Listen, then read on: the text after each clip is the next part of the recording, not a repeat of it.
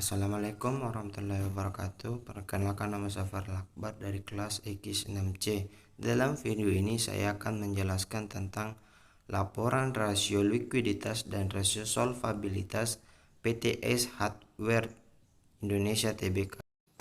PTS Hardware Indonesia Tbk didirikan pada tahun 1995 oleh PT Kawan Lama Sejahtera dan membuka gerai pertamanya pada tahun 1996 di Karawaci, Tangerang, Jawa Barat.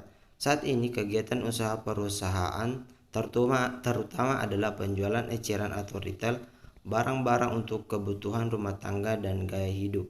Selanjutnya yaitu rasio likuiditas. Rasio likuiditas adalah sebuah metrik keuangan yang digunakan untuk mengukur kemampuan debitur untuk melunasi kewajiban atau utang yang dimilikinya. Adapun jenis rasio likuiditas pertama yaitu rasio lancar atau current ratio. Rasio lancar adalah rasio yang digunakan untuk mengukur kemampuan perusahaan untuk melunasi pasifa lancarnya atau utang atau kewajiban yang harus diselesaikan di bawah 1 tahun dengan total aktiva lancar yang dimiliki. Adapun rumusnya yaitu aktiva lancar dibagi utang lancar. Adapun rasio lancar perusahaan pada tahun 2019 yaitu 6,0825 dan tahun 2020 yaitu 5,9587. Kedua yaitu rasio cepat atau quick ratio. Rasio cepat adalah rasio yang mengukur kemampuan perusahaan untuk melunasi pasifa lancarnya dengan total aktiva lancar yang paling liquid tanpa memperhitungkan persediaan. Adapun rumusnya yaitu aktiva lancar dikurang persediaan dibagi utang lancar. Adapun rasio cepat perusahaan ACES pada tahun 2019 yaitu 2,2260 dan tahun 2020 yaitu 2,9171. Ketiga itu rasio kas atau cash ratio. Rasio kas adalah rasio mengukur kemampuan perusahaan untuk melunasi pasifa lancar dengan total uang kas yang dimiliki. Rumusnya yaitu kas ditambah surat berharga dibagi utang lancar. Adapun rasio kas perusahaan ACES pada tahun 2019 yaitu 1,5673 dan pada tahun 2020 yaitu 2,5084. Selanjutnya yaitu rasio solvabilitas.